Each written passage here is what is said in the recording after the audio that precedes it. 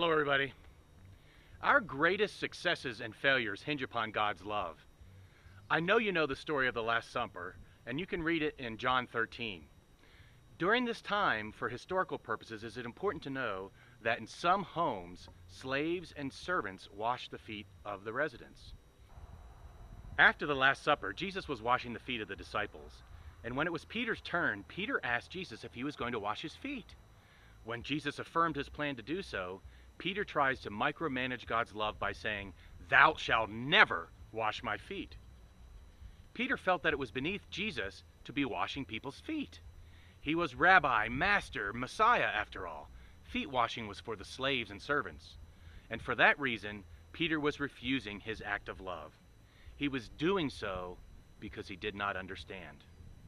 And you know, we do the same things too. We say things like, "God, you can love me only if I do good, but you can't possibly love me if I sin, or if I rebel, or if I don't tithe, or if I don't go to church."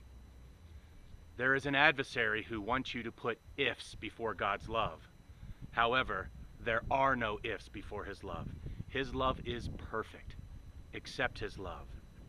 Have you ever witnessed someone receiving a hug when they didn't really want to receive it from that person? For instance, when Aunt Ruth comes over and you were a small child and came to give you a hug, you might kind of like stiffen up and kind of turn away a little bit. Well, that is what we're doing when we attempt to limit God's love for us.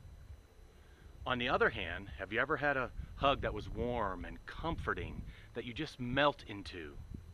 That is my analog of God's love for us. Let me remind you of what Jesus said in John 15:4. He said, "Abide in me." Accept his love, all of it. Take all of his love and give him all of you. Melt into his hug of love. God's love is perfect. There is nothing you can do to make him love you more. And there is nothing you can do to make him love you less. He just loves you. Right here, right now. Well, I hope in some way this message can be encouraging to you, and I hope that you have a blessed day.